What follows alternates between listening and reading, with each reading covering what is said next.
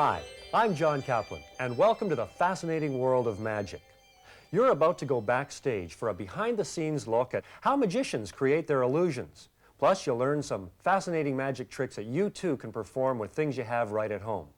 Now, whether or not you expect to become a professional magician or just use magic as a hobby, I know you're going to have a lot of fun using the magic that you're going to learn on this tape to amaze and amuse your friends.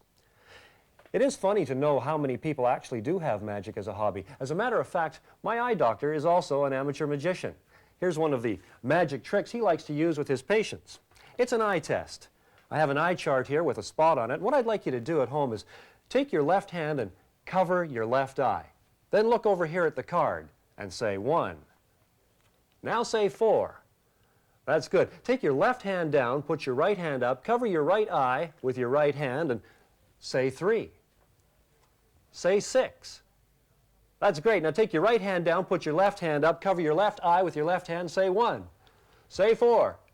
Take your left hand down, put your right hand up, cover your right eye with your right hand, say 3. Say 6. Now, I know what you're thinking. This is some kind of a trick. Well, you're right. It is a trick. There's really only 5 spots here. But by putting your hand there, it looks something like 6. And if you cover this spot with your hand, of course, it looks like 4. It's pretty much the same on the other side of the card. It does appear to be only 1 spot there, or it appears to be 3. But once again, it's a trick. There's only 2. Now, I showed you this trick to make a little point about magic. Because in order to elevate magic from a series of tricks to something that people can actually believe in magic, you too, as a performer of magic, must also believe in the magic you're doing. Because when you believe in the magic, the unreal becomes real. The impossible becomes possible, and illusion becomes reality. So that's one of the first things you're going to have to know about being a magician. In order for your audience to believe that what you're doing is magic, you too must believe in magic. Some of the things you're going to need to perform the magic explained on this tape are a rubber band, a pack of cards, some paper clips, toothpicks, a handkerchief, 2 safety pins, 3 plastic drink cups, a pair of scissors, 2 clear plastic glasses, a sponge, a hardcover book, Scotch tape, pliers, a thimble, pair of dice, a pencil, some paper money, and a coin about the size of a quarter or $half. Well, let's get started. For the first illusion we're going to learn, the jumping rubber band, you'll need a rubber band.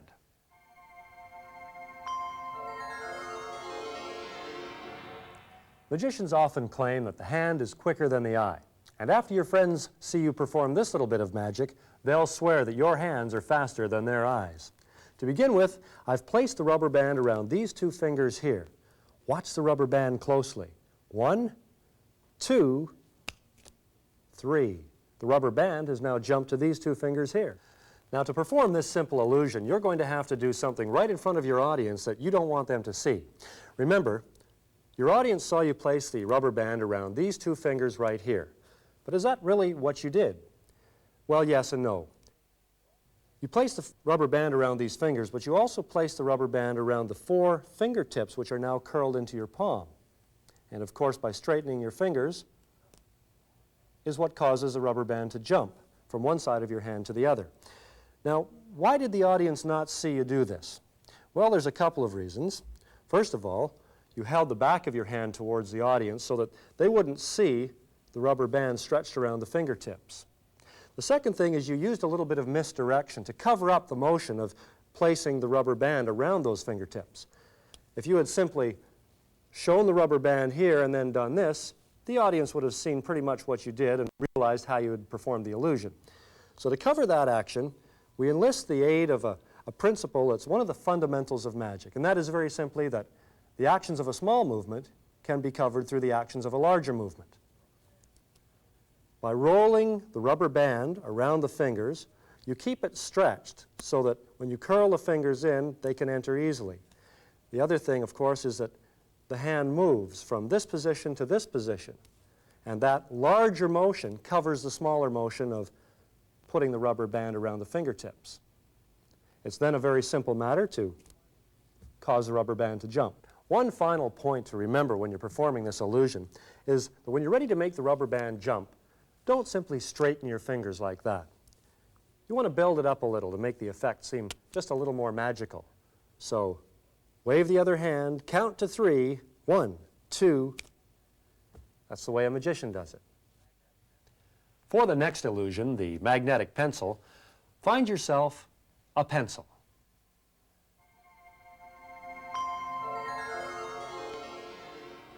The magic wand, the traditional symbol of the magician's power, the wand itself is also said to be imbued with magical properties.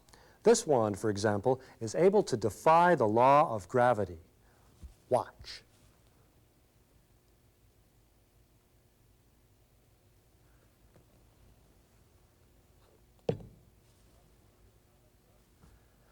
You're probably wondering how that's done. Well, if you don't have a wand around the house, you can also perform this illusion with a pencil, or a pen, perhaps a fork, maybe a spoon, even a toothbrush will work. Let's see what it looks like with a pencil. We hold the pencil there, and once again, watch.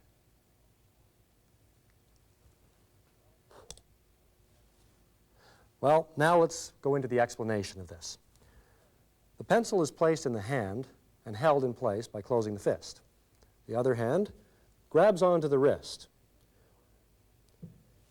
When we move to this position, something has taken place that the audience doesn't suspect. And that is, you've extended the first finger of the hand that is gripping the wrist to behind the other fingers.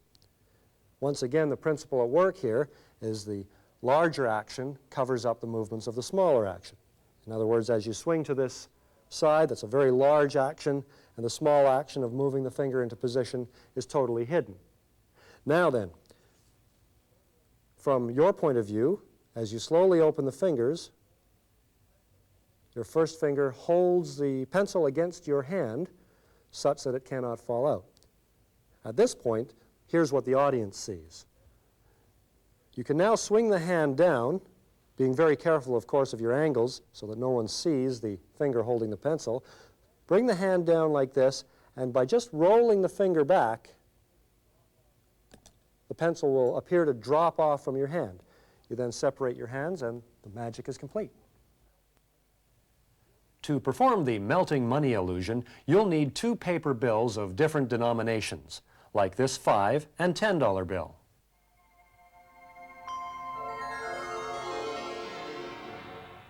If you offered somebody the choice between a $10 bill and a $5 bill, chances are pretty good that they'll choose the 10. That's because the $10 bill is worth more. It has more buying power. But is the $10 bill really more powerful than the 5? Well, let's find out. I'm going to place a $10 bill on top of the 5 and roll the bills like this.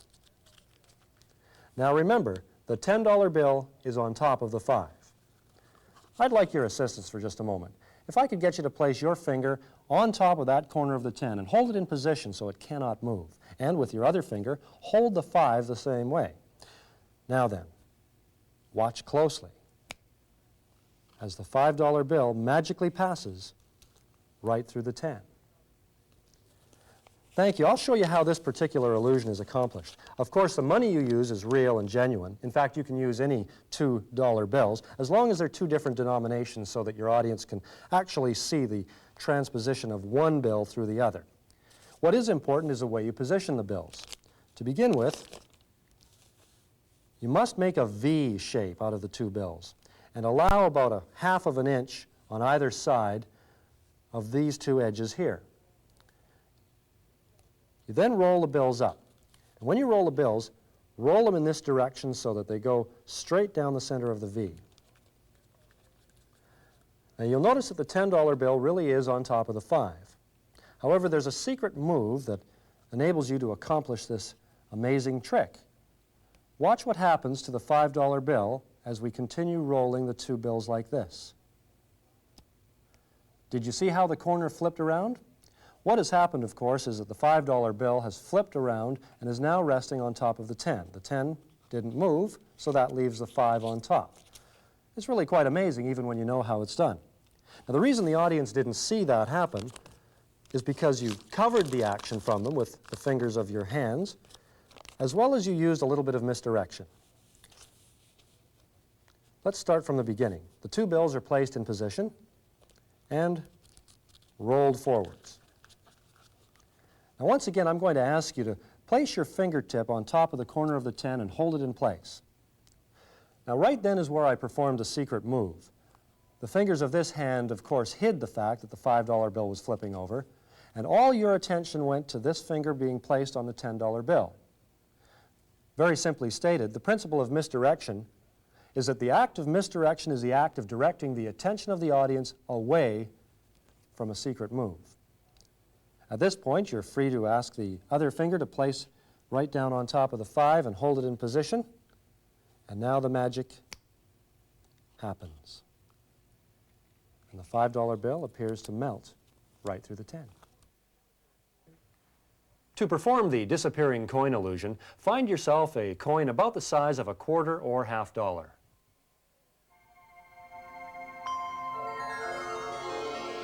If you trace the history of magic back to its very beginnings, you'll probably find that the act of making a coin disappear is at the root of all sleight of hand magic. Now, way back then, of course, they probably used pebbles to perform this. But once you have mastered this sleight of hand technique, you'll have a tool that will enable you to perform magic anywhere. Of course, the coin is over here, and you can perform this with a dice, a paper clip, a thimble, just about any small object. If I turn to the side, you'll see how this is accomplished. What you're actually doing when you appear to take the coin from one hand is you're allowing that coin to drop into the hand that was first holding it.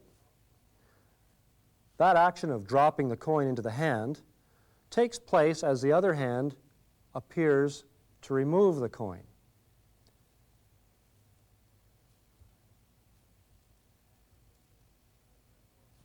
I'll turn this way so you can get a better look of the action of that coin dropping into the palm of the hand.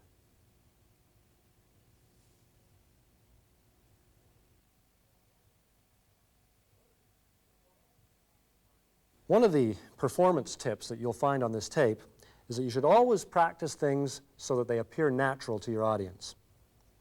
In other words, if you are going to take a coin from one hand, the thing to do is to get in front of a mirror and practice really taking that coin a few times. Notice how your hands move, how they work together. You have to actually believe that you are taking that coin, even when you're not. It's that practice of making the real movement look like the fake movement that will enable you to become proficient at this sleight of hand technique. And as I said before, once you learn this basic tool of sleight of hand, you'll be able to perform magic with almost any object, anywhere. We'll be learning some card magic now, so find yourself a regular pack of playing cards.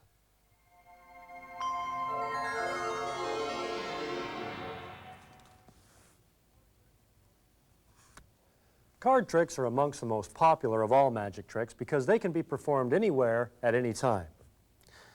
This illusion stars the Queen of Hearts. Watch as Her Royal Majesty defies the law of gravity.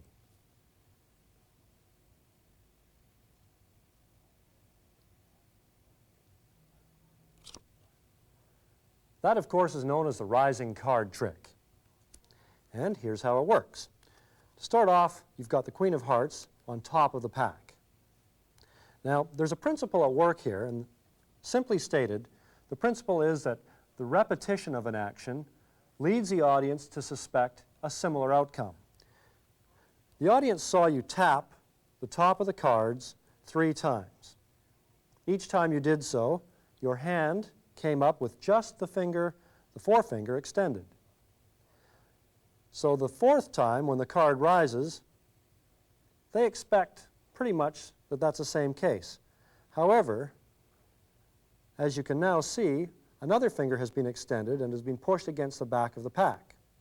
So what actually happens is that as you tap 3 times on top of the cards, on the 3rd time, you extend your little finger, and it's the little finger that actually pushes the queen up. And that is the rising card trick.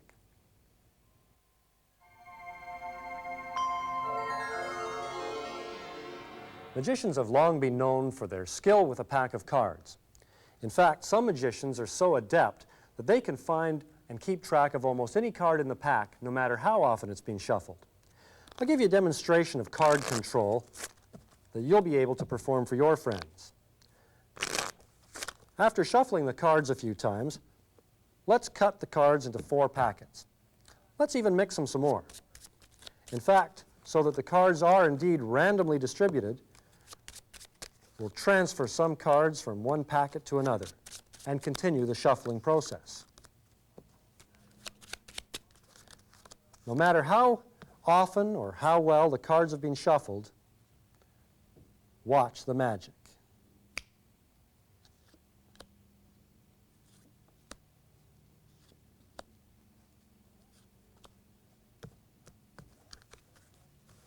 And that's the famous 4-ace trick. Now that again is probably a lot simpler than it looks. To begin with, you start with the 4 aces on top of the pack. And for the purpose of this explanation, I'm going to leave the aces face up so that you can keep track of their position every step of the way. So you have the 4 aces on top of the deck. You're now going to do what magicians call a false shuffle. That is, you're going to shuffle the cards in such a way that you don't disturb their order. Most people know how to riffle shuffle a deck of cards, so we'll use that one. All you're going to do basically is hold back the last portion of cards that you know contains the aces, allowing them to fall on top of the pack. By doing that, no matter how many times you shuffle the cards, although the rest of the cards become well mixed, the 4 aces stay on the top of the pack. So after you've shuffled the cards a few times like this, you'll now be able to cut the cards into the 4 packets you saw me do earlier. Here's how we do it. We first of all cut the cards into halves. We then cut those halves into 2 more halves, giving us 4 packets. Now the manner in which I cut the pack again assured me that the 4 aces stayed on top of one of the packets. And I must keep track of the packet that holds the aces, which is this one over here. We take one of the other packets, one that doesn't have aces, and give it a fair and legitimate shuffle. This, incidentally, is called an overhand shuffle, and it's the easiest way to shuffle small packs of cards. We then transfer 1, 2, 3 cards from this packet, one on top of each of the remaining packets. This gives the impression that you're randomly mixing the cards around from one packet to another. Take the next packet in line, give it another fair overhand shuffle, and again distribute the 3 cards. The 3rd packet is now taken up, shuffled, and distributed as such. We now have 1 packet which remains to be shuffled. And if you've been watching closely and paying attention, you know that you have 3 indifferent cards on top of 4 aces on top of the rest of the packet. You're going to duplicate what apparently is a legitimate shuffle by pulling 1, 2, 3 cards off with your thumb and tossing the rest of the packet on your hand. Now, I'm going to do that again a little more quickly so that you can see how this does appear to be the same fair shuffle that you saw me do earlier. All I've really done is transfer the top 3 cards to the bottom.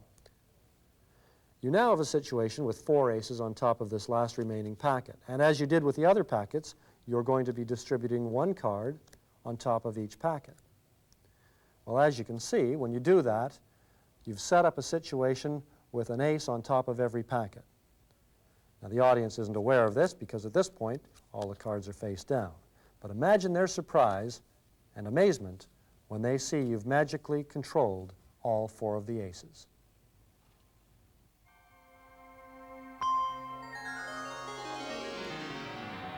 Cribbage is one of my favorite card games. It employs the strategies of good card playing along with the excitement of a horse race. They've got a funny way of scoring in cribbage. Whenever you get two cards that add up to 15, like this 9 and 6, you score 2 points. But how can you be sure of always getting a 9 and a 6 when you need one? Well, you can use a little bit of magic. Let's imagine that the 9 and the 6 have been lost in the pack, and they really are in different places. A little riffle, a snap of the fingers, and there's your 9 and 6, right where you want them. Now I'll explain how that one is done. Besides the 6 of clubs and 9 of spades, you also need the matching pair. That is the 6 of spades and the 9 of clubs, right over here. Two pairs of cards which are different but appear to be quite similar. This is where you also use the principle of misdirection. Now, when we learned about misdirection before, you learned that misdirection is the act of directing the attention of the audience away from a secret move. In this particular application of misdirection, you're directing the mind of the audience away from an important detail. That important detail, of course, is the fact that here you have a 6 of spades and a 9 of clubs, where here you have a 9 of spades and a 6 of clubs. A small detail, but very important, and one that makes a trick work. To begin with, you have one pair of cards separated on top and bottom of the pack. The other pair are placed on top. Tell your friends about the game of cribbage, pull off the top 2 cards, and show them that you have a 9 and a 6, which of course add up to 15. You've just directed the attention and the mind of the audience towards adding the 2 numbers, rather than focusing in on which suits they are. That's an important piece of misdirection. You then take the cards, fan them out, and when you place the 2 cards in the pack, don't show them again. That would give the audience a chance to focus in on the suits. Just pick them up casually and say, we'll put the 9 and the 6 into 2 different places in the deck. When you hold the deck so they can see the cards really are going into 2 different spots, be very careful not to show the cards this way. They'll see things that they shouldn't.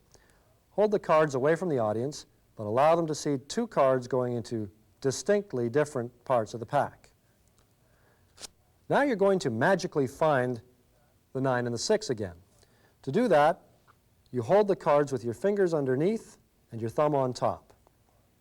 You're then going to toss the cards from one hand to the other. As you do so, your thumb and fingers will retain a slight grip on the top and bottom card, and they will slide out as you toss the cards. It's difficult to explain that slowly, but if you watch, the cards slide out from between the 2, top and bottom, and there you have, once again, the 9 and the 6, which of course is 2 points. To perform the incredible paper clips, find yourself 2 paper clips.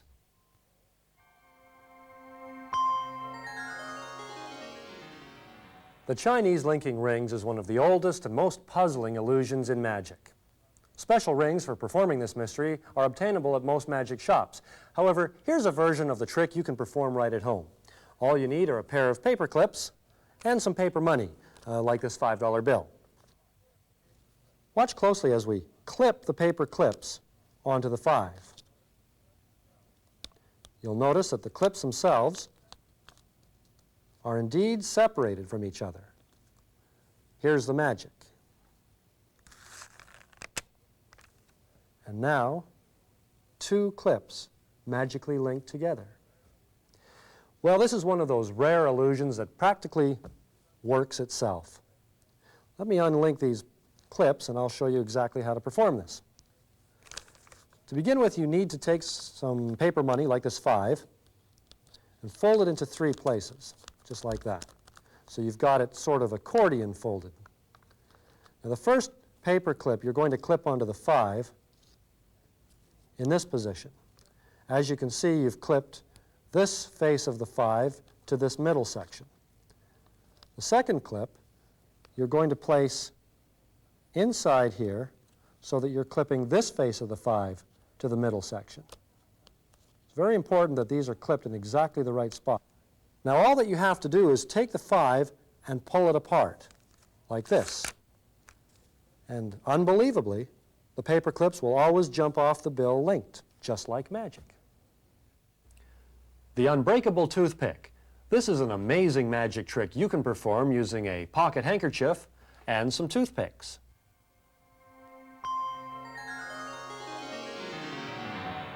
Magicians are famous for two things: pulling rabbits out of hats and sawing ladies in half. No rabbit, but let's imagine for a moment that this toothpick is actually a beautiful lady about to be sawn in half. Now, you've all seen or heard of magicians doing this one, where the lady gets inside a cabinet and then the magician saws through her. We'll imagine also that the handkerchief is the cabinet. There's the lady going inside the cabinet, and we'll close the cabinet like this. Now watch closely.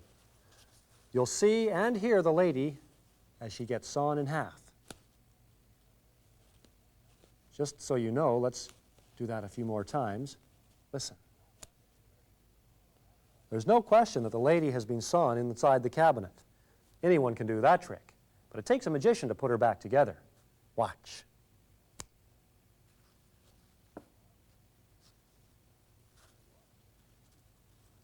And look, the lady is unharmed, just like magic. The secret of the unbreakable toothpick is, in fact, two toothpicks. Unknown to your audience, you have secretly placed one toothpick in the hem of the handkerchief. This, of course, is done ahead of time. The audience is totally unaware that you have that secret toothpick hidden in the hem. Now, when you're ready to perform, it's important that you know and remember exactly which corner of the handkerchief and which hem contains the toothpick. Bring the handkerchief out, set it down, open it up, keeping track of the corner that has the hidden toothpick. When you place the other toothpick in the handkerchief, place it just off-center, towards the hem that has the toothpick hidden. This is the first corner of the handkerchief that you're going to fold in towards the center. And go well past center so that there's no question that the two toothpicks are well separated from each other. Now you want to keep track of where that toothpick is, the one hidden in the hem. As you fold the rest of the handkerchief up, you will now know where to grab to find the hidden toothpick.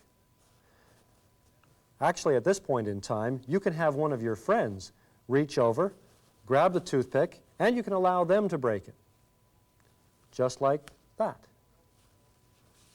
Once they know that they've broken the toothpick, all that remains is for you to make a magic pass, snap the fingers, and reveal to them that the toothpick has been restored, just like magic. Safety pin magic is something you can perform at home using some ordinary safety pins.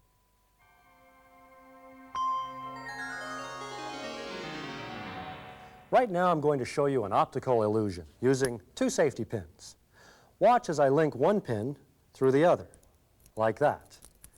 And watch as the two pins appear to melt apart. Now you might think that I cheated and didn't really link the pins together in the first place. So once again, watch closely. The two pins are really linked together. And one more time, they melt apart like magic. The secret to this optical illusion is the way you link the pins. The first time I did it, I didn't link the pins at all. I placed one pin over top of both the head of the pin as well as the pointed part, so that when I closed the pin, one pin was in fact simply sitting on top of the other, like that. However, by shaking the pins about, it does appear that they're linked, and you can create a nice illusion of the two pins apparently melting through each other. However, you may have a skeptical audience, and they may think that you didn't link the pins to begin with. That's when you show them the second time. This time, however, you actually do link the two pins. Now, the way in which you hold the pins in order that you can separate them quickly, giving it the illusion that they melt apart, is like this. One pin is actually placed around this post of the other pin such that this arm of the pin rests over top of both posts of the other pin, whereas this arm is allowed to come through. Again, the positioning of the two pins is like this. The head end of this pin is positioned so that the arm opens up. That means that when you pull this pin apart like this, it very quickly pulls right through, releasing the first pin and pulling through like that. It's difficult to do that slowly, so watch again quickly as the two pins appear to melt apart. And that's all there is to safety pin magic. The cups and balls is a classic mystery using 3 cups and some balls, which you can make by cutting up a sponge. Trim the corners with a pair of scissors until you have a nice round ball. The cups and balls illusion is truly a classic of magic. There's probably as many variations of the trick as there are magicians who perform it. In fact, the cups and balls is generally regarded as a true test of the magician's skill. 3 cups, 3 balls. Watch the magic. The cups are placed on the table. 1 ball placed on the center cup. Stack them up, snap the fingers, and look. The ball passes right through the cup. In case I was doing that too quickly, or perhaps you were watching too slowly, we'll do it again. A ball on the center cup. And once again, it travels through. 1 final time. 3 balls, 3 cups. In case you think the cups are not solid, we'll do the last one invisibly. And there you have the cups and balls. To perform the cups and balls illusion, you're going to need 3 cups and 1, 2, 3, 4 balls. The audience is never aware of the extra ball. To start with, place that extra ball in the center cup. You'll notice I'm using 3 different colored cups here. You can use 3 cups that are all the same color. It really doesn't matter. The important thing is that they are opaque, that you can't see through them. The extra ball is in the center cup to begin the illusion. The 3 balls are placed in front of the 3 cups like this. Start off by showing the audience the 3 balls, the 3 cups, and saying, "Watch the magic." As you noticed, when I stacked the cups, I made sure to keep the ball inside the center cup. Now, in placing the cups down, if you turn them down like this, you'll be able to do this such that the ball that's hidden in the center cup doesn't fall out. It takes a bit of practice. Remember, the ball is there, but by turning the cup down like this, the ball is not revealed. Take the first of the 3 balls and place it on the center cup. Show these 2 cups, stack them on top, snap your fingers, a little wave, and look. The ball has apparently passed through the center cup. The situation is now this. You have 1 ball that's passed through the 3 cups, you have an extra ball inside the middle cup, and you have the 2 balls remaining. As before, turn the cups down on the table so that the center cup, with its extra ball, covers the first ball that went through. Of the 2 remaining balls, pick one up and place it on the center cup. As before, stack the 2 cups. Snap the fingers and wave, and now the audience sees that 2 balls have apparently passed through the cup. The first one that was there and the second one that joined its friend. You have 1 final time to do this. Turn the 3 cups down. Now, if you've been following along and paying close attention, you know that there was a hidden ball in the middle cup which got added to those 2 on the table as you turned the cups down. Of course, the audience believes that you have 2 balls under the cup and 1 ball remaining on the table. They might also believe that this isn't a solid cup as it appears. Here's where you can use the sleight of hand technique you learned earlier with the disappearing coin to take the last ball and pass it through the cup invisibly. And that is the cups and balls. The anti-gravity glasses is performed using a hardcover book, a pocket handkerchief, and 2 clear drinking glasses.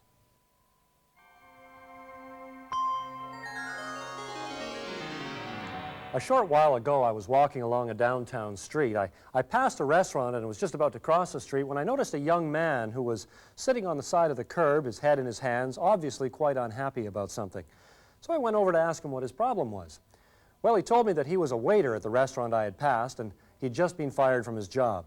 More than that, it was the third job he'd lost in a month. I asked him why he was losing so many jobs, and he told me it was because of his clumsiness. He said that he just couldn't help himself, but he was very, very clumsy.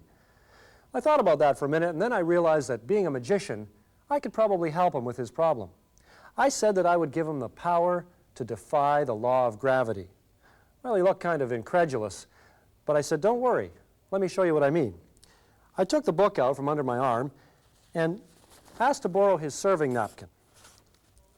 I then enclosed the book in the napkin, something like this. Just wrapped it right around, completely covering the book. Then I snapped my fingers and magically 2 drinking glasses appeared. Now this waiter was really starting to believe I was a magician. I said, watch closely. I'll place the glasses on the book, and I'd like you to imagine that the book is your serving tray. Now, once I give you this power over the law of gravity, you'll never have to worry about clumsiness again. His eyes went as big as saucers when he saw me do this. In fact, he was so excited that he asked if he could try right away. I said, sure. I gave him the glasses. I gave him the book. I said, go ahead. You now have the power to defy gravity. Believe it or not, he could do it too. Just like that. I haven't seen that waiter for many, many years now, but I've often wondered what became of him. One thing I'm sure of, he's probably not breaking any more glasses. The amazing anti-gravity glasses is a trick that requires a little bit of advanced preparation. You already know that you need a pair of drinking glasses, a hardcover book, and a napkin or pocket handkerchief. You also need a pair of pliers, a paper clip, and some masking tape. The preparation is to make a simple gimmick from the paper clip. What you'll want to do is, first of all, straighten the clip like this so that you've got a piece of wire that you can work with, about that long. Now, fold that wire in half, like so. So you've got a U shape.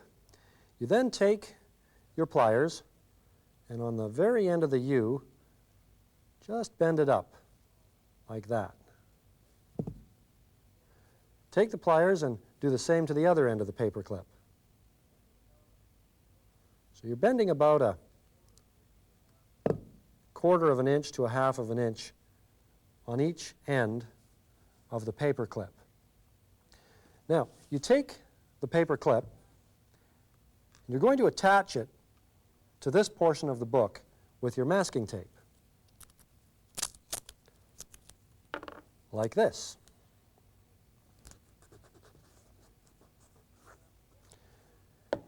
Now, check to be sure that your thumb will fit in the U of the paper clip, and that there's a little bit of space on either side, because that's where you're going to put the glass.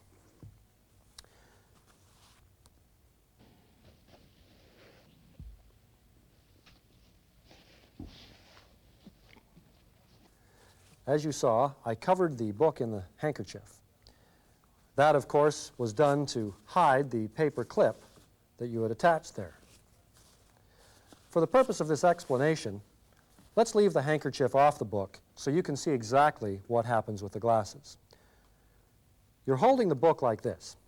The thumb sits in the U of the paper clip. You take one glass and you set it in place so that the glass, the edge of the glass, goes around the paper clip, pressed up against your thumb. It's actually between your thumb and the paper clip. Now, if you roll your thumb slightly, you'll have a bit of a space there, and that's where the second glass goes, in between the space between your thumb and the other end of the paper clip. Now, by turning the thumb, by rolling the thumb this way, you wedge it tightly against the glasses. It's the pressure of your thumb against the two glasses that holds the glasses in place. They're really wedged against the thumb. They appear to be sticking to the bottom of the book. That's the basic secret of the amazing anti-gravity glasses.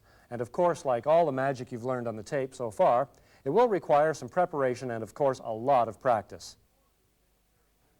To perform the disappearing thimble, all you'll need is a sewing thimble.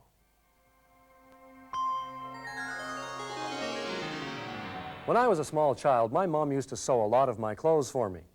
And so that she wouldn't accidentally prick her finger with a needle, she'd use a thimble on the end. Well, like a lot of kids, I used to do things that would make my mom a little upset. One of the favorite things I used to do was to take her thimble and make it invisible. That made her kind of mad because she couldn't find her thimble when she needed it. So I'd have to take that invisible thimble and make it visible again.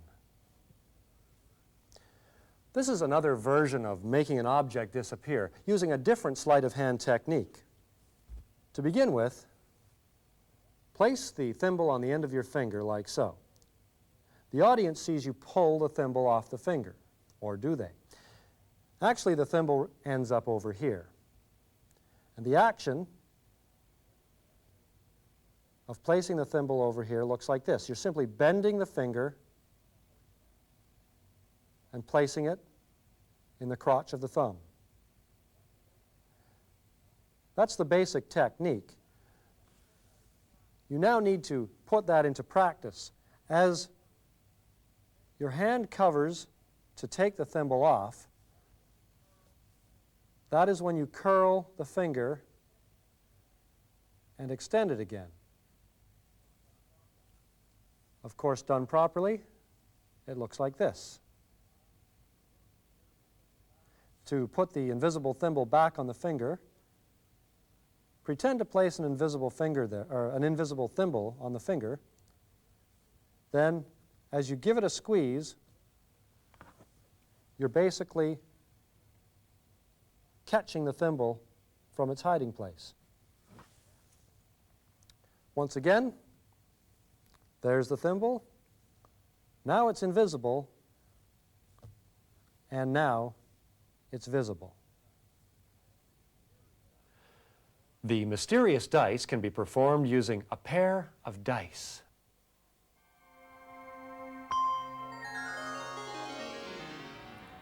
Remember how you learned to make a rubber band jump from 2 fingers to 2 other fingers? Let's see if we can do the same thing with these dice.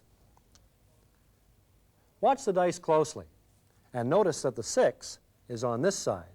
A wave of the hand and they've changed places. Once again, the 6 is back over here. Do you remember the principle at work here? It's one you learned earlier. That is the principle that a smaller motion can be covered or hidden through the action of a larger motion. The smaller motion in question in this instance is the rolling of the dice from this position to this position. What you want to do first of all is find the 2 and the 6 on one of the dies and find the 2 and the 6 on the other and position them so that the 2 opposite pairs can be rolled into view. You hold the dice like this. Thumb on the bottom, these 2 fingers on top. All you're going to do is roll the dice between the fingers like this, and then back again. This small motion is covered by the fact that you give the dice a little wave. And by pointing out the position of the dice to your audience, the dice appear to change places as often as you like. That's the mysterious dice.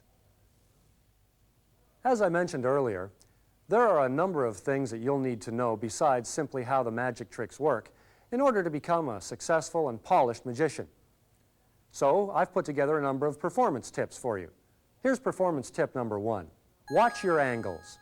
You know, some magic tricks cannot be seen from the audience if they're standing behind you or at your sides, or they may see something they're not supposed to see. So the best way to practice and know your angles is to practice the magic tricks in front of a mirror.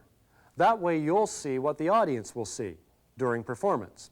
And you'll also get an idea as to what angles you have to watch.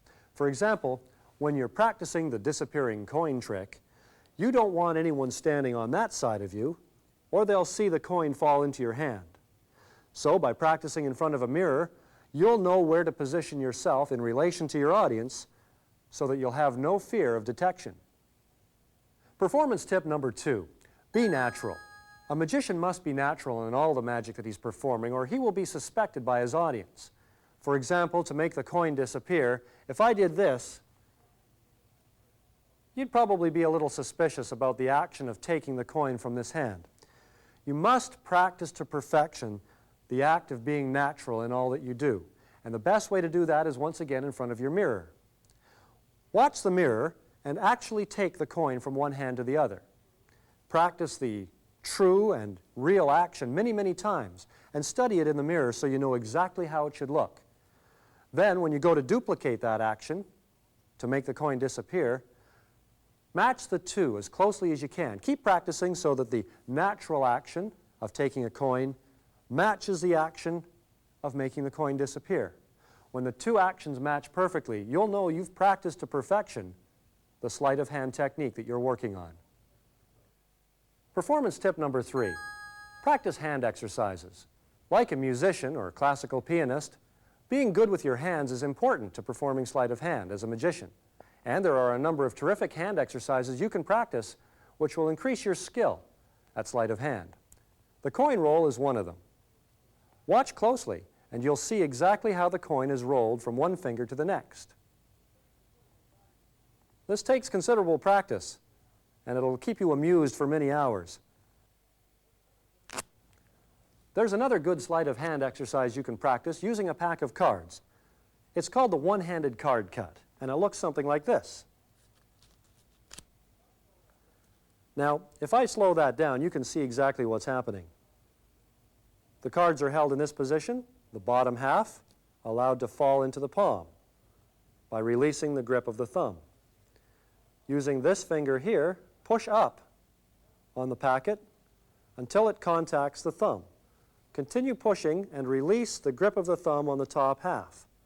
These fingers move outwards, and your first finger now holds the top packet in place. By bending or curling your first finger towards your palm, the top half of the cards go down, and the thumb pushes the other packet over on top.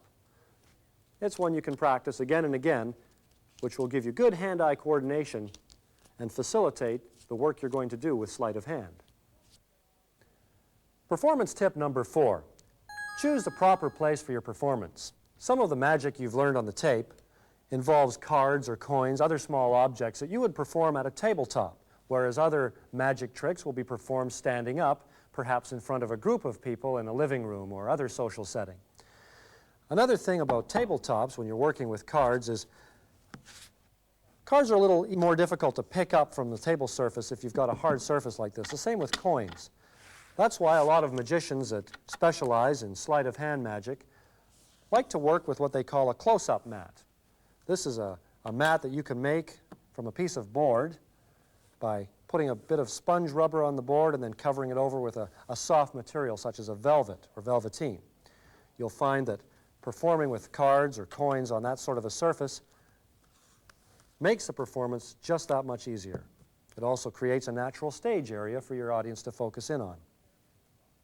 Performance tip number 5, believe in the magic you do. As I mentioned earlier, if you expect your audience to believe that what you're doing is magic, you too, as the magician, must believe in the magic yourself.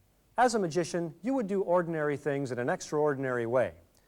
For example, a normal person might simply pick up a wand like this, but as a magician, you would probably pick up the wand with a flourish. And another example would be a safety pin. That's how an ordinary person would open the pin, but a magician would do something like that. Performance tip number 6, use magic words and gestures. Words like abracadabra, hocus pocus, and presto are traditional magic words. You might even invent a few of your own. And magic gestures like a wave of the hand or a snap of the fingers all help create the illusion that you're performing magic, not just tricks. Performance tip number 7, pay attention to details. Even the smallest detail can be critical when you're performing a magic illusion in front of people. For example, with the disappearing coin, if you happen to be wearing a ring on the hand that conceals the coin might make a noise as it hits the ring when it falls into your hand. That, of course, would be a giveaway to the audience. It's a small detail, but important. Other details, such as angles, where you position yourself in accordance with your audience, are also critical. It's generally a good idea to have your audience in front of you, or at worst, at a 45-degree angle, but never at the sides or behind you. These sorts of details, sound, positioning, angles, all play an important part when learning the art of magic. Performance tip number 8, dress appropriately. As a magician, you might consider wearing a traditional costume or magician's dress, such as a tuxedo and top hat, or you might go for a more current or trendy approach. However, the situation you're performing in might also dictate the sort of clothes you wear. For example, if you were performing at a high-class, elegant dinner function, you'd probably wear something different than if you were invited to perform at a summer picnic. Performance tip number 9, plan your patter. Patter is what you say when you're presenting or performing a trick. It's the little story you tell or the jokes you fill in, and it should suit both your performing style, your personality, and the trick you're performing. Performance tip number 10, practice and perform to overcome nervousness.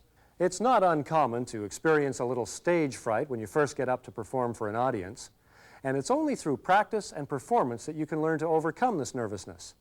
Of course, by practicing a trick thoroughly, you gain good confidence in knowing that you can do the trick when called upon to perform in front of a group of people. And constant performance under all kinds of situations gives you the confidence you need to perform magic anywhere and any time. Performance tip number 11, adhere to the magician's code of ethics. First of all, never reveal a secret of a magic trick that you have just performed in front of an audience, because that's a letdown. They're amazed and fooled by the magic that they've just seen performed, and when they see it explained, it reduces the value of that magic. So never reveal a secret. Another code of ethic to adhere to is to always respect your brother magicians. For example, if you're at a magic show and you see a fellow magician performing, don't call out that you know how that trick works or that you've seen this one before. Enjoy the show and let him do his job the same as you'd like him to let you do your job when you're performing. And of course, never repeat a trick in front of the same audience, because when you repeat a trick, the audience is watching that much closer and might catch you at how to do it. It's sort of like telling the same joke twice. It's not funny the second time because the audience knows the punchline. So never repeat a trick. Performance tip number 12, don't state the obvious. When you show a coin or a glass, don't tell your audience, here is a normal, ordinary coin, or here is a common, ordinary glass. Because when you state the obvious like that, you bring suspicion to that prop. If it's an ordinary glass, you wouldn't comment on it anyway. So don't state the obvious, please. Performance tip number 13, never tell the audience what you're going to do ahead of time. It's the element of surprise that makes most magic tricks effective. Performance tip number 14, building your magic show.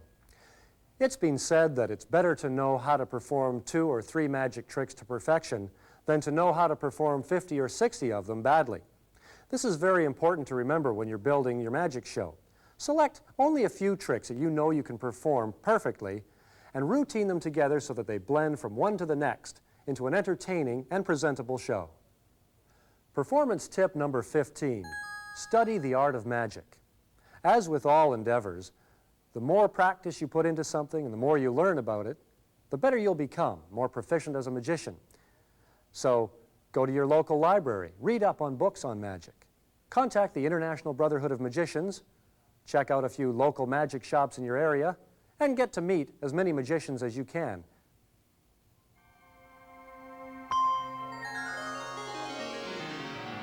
As a special bonus, I'd like to explain how to do one final magic trick that might leave you guessing at the end. All you'll need is a handkerchief. Now, I use a red handkerchief, but you can use any color you like. Here's the magic. I'll try to fool you with this one, then I'll show you how it works. A handkerchief gets tucked into the hand where it is totally hidden from view. Then I get a little magic salt. Magic salt. Shake it over the hand and say the magic word we've all learned in church. Bingo! Believe it or not, that red handkerchief has now become an egg. Now, I said I'd teach you how this works, and like all good magic tricks, the secret is very simple. As you can see, this is not a real egg. This is an egg with a hole in it. It's a plastic egg. It was laid by a decoy. That's where you get them. And that's where the handkerchief ends up. Now, let me show you start to finish how to perform this so that you too can amaze your friends with the handkerchief trick. To begin with, and this is before you come out in front of anybody to perform, take the fake egg, hide it in one hand like that. Now, you don't want anyone to know there's an egg hidden there, so hold your hand perfectly natural so that nobody would suspect. Take out the red handkerchief, wave it in the air, tell everybody you're a magician. They'll probably call you something else, but don't let that bother you. Say, watch, as I place the red handkerchief inside my hand. Well, you and I know better. We know the handkerchief is going inside the fake egg. That's when you get the magic salt. Shake it over the hand. Okay, all right. Just between you and me, this is not magic salt. This is ordinary table salt. That's right. You just tell your friends it's magic. That's when you say the magic word bingo, which doesn't mean much, but it sounds good, and they'll be surprised to find you've turned a handkerchief into an egg. And as long as nobody sees the hole in the egg, they'll think you're a magician. So a little bit of magic you can practice on your family and your friends. You know, sometimes people will come up to me at the end of a show and say, Bill, which is kind of weird because my name is John. They say, what happens if someone should see the hole in the egg? What do you do then? Well, if anyone sees the hole in the egg, you do what I do. Very slowly, very carefully, remove the hole from the egg. Pull the hole off the egg, then roll it up and throw it away. Just be careful you don't step in the hole later. Now there's no way anyone's going to see the handkerchief inside. Of course, you might still have one or two skeptics, so here's what you do. For the skeptics, disguise yourself as a waiter and say, watch.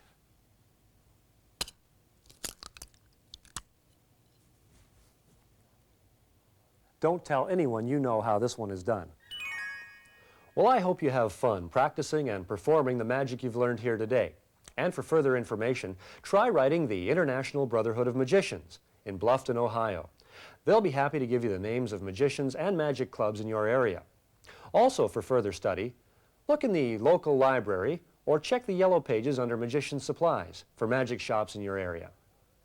In the meantime, I'm John Kaplan, hoping you all the very best success in the world of magic. Bye for now.